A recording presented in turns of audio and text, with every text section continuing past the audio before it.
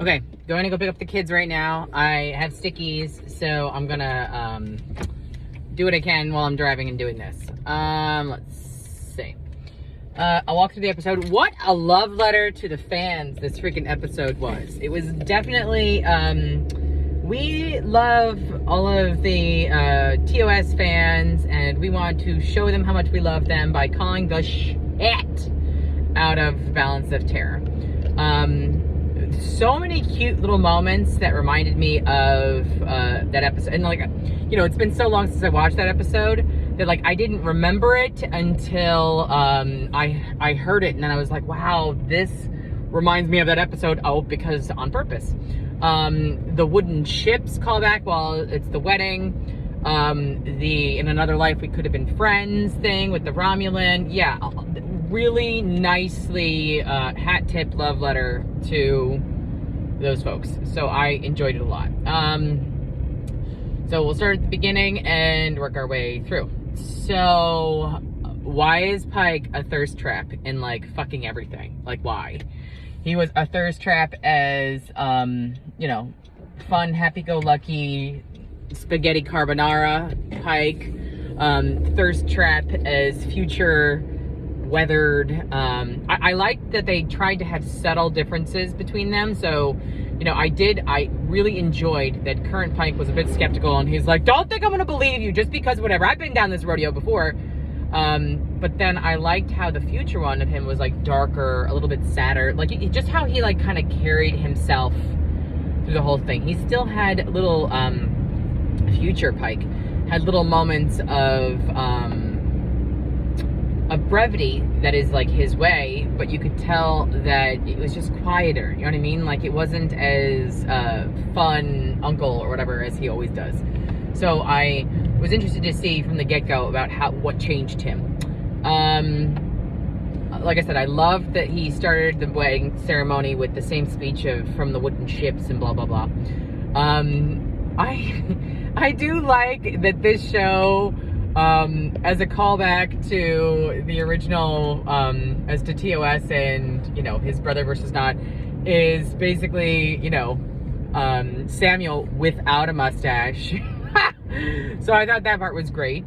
Nicely done, nice little callback as far as, okay, this was dumb, and that's ridiculous. I did enjoy as well, like, they had similar strategies as they did before until it veered off the rails with what was going on. I like that the strategy was very much like, let's, you know, chase after them, all that good stuff. Even just like the dialogue when they were in the room together talking about the strategy, I thought that was very well done. One of the other things that I really liked about this episode was such a love letter as well to TOS, in that like they also did some like camera angles the same way that they had for TOS, where like there's a long take of facial expression. So right when we have the Romulan reveal, and like everybody, you know, in the TOS episode when they did that, everybody turns to look at Spock, and then Spock is like subtly raises an eyebrow, and I was like, they did the exact thing in Balance of Terror, and I kind of enjoyed it. One thing that it's weird how much it doesn't work for me now, how much it annoys me now, is in TOS there was a character, I don't remember who it was right now, but there was a character who was like, the damn Romulan and stuff like that, with what was going on. And Ortegas being that character got on my, like, it aggravated me. I was like, stop this. This is not who you are. Don't be a dick. You know what I mean? Like, you're not this dickish character. Now, back in the day, you know what I mean, when we watched it on TOS, for some reason, you know, I kind of was like, you know, I kind of get your concern and your incredulousness and stuff like that. But now with Ortegas, and I was like, girl, what happened to you? Like, why are you being a dick about all this? Why do you keep saying, no, but it's the damn Romulans? You know, it was weird that she played that character, and like, you know, in my head I was like, what happened to her over time that made her this? Was there like unknown Romulans killing her family? But basically she was playing the same character as, I don't remember who did it last time, but there was someone who was that adversarial person in the original TOS episode. So again, cool callback, but I don't like it being Ortegas doing that. La'an all of a sudden being affectionate, also weird. What happened? Because like they had a weird little chemistry. Like, did they end up hooking up over time or whatever? And then Una, I did Una.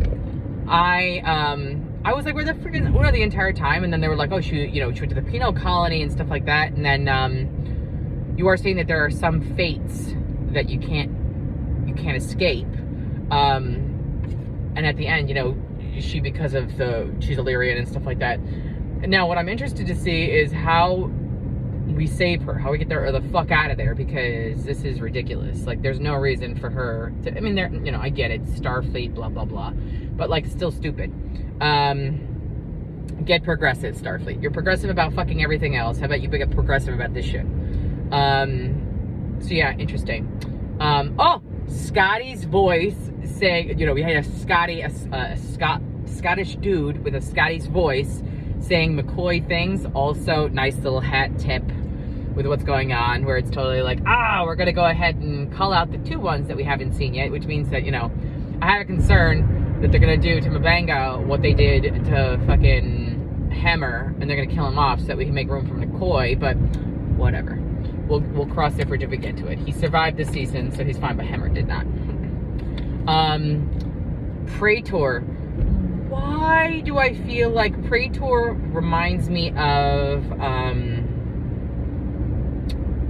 Deep Space Nine? Who was the bad guys in Deep Space Nine? That we ended up taking over. Deep Space Nine ended up taking over. Oh my god, it's been so long since I watched it. The dude with the facial stuff, who you were like, don't fall in love with him. And then, like, there are moments where you liked him and moments where you didn't like him. Cardassians! Ha! I got it. I feel like Praetor was a Cardassian thing. And, like, why did the chick have to be named Praetor? Whatever. Cardassians. It's funny how she seemed, like, impressed with how, like, she was totally, like, bullshitting with Pike, and then all of a sudden she was impressed by him being like, all right, we'll just kill you, and then he's like, all right, fine, I can respect that. Like, that I can get into. So that was funny to watch her facial expression with that, and then she had, like, glee about it. They fucking paused the screen again! Is there a freaking... What happens when you pause the screen? You know what I mean? Like, you don't even say, hold please. Do you get hold music? What do you do there? Anyway. So, as we're making our way through this, I'm wondering what thing is going to be the catalyst for, obviously, I mean, television tropes. What thing is going to be the catalyst for, what's-his-face, for Pike just living with the decision that he has to make. And it wasn't the war, the Romulan war that magically, crazy started. It wasn't that the bride died instead of the groom this time. A nice little, flip of the switch there. It was actually the fact that Spock always dies. Like, I actually really enjoyed that part. I'm sure the fanfic's gonna go fucking crazy with that shit, because they had that moment at the end where it was like, you're important to me. No, you're important to me. You know what I mean? Like, you're giving him ammo there, friend. And in my head, the first thing that I was thinking of is the needs of the many outweigh the needs of the few, or the one.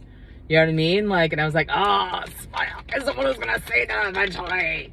So, honestly, it didn't feel like a season finale. It felt like just a regular episode, but it had stakes. Again, old season, old TOS would have had, like, those would have been the stakes. But in retrospect with everything else, it would have felt like, we're used to bigger stakes in season finales. It just, Una is the stakes.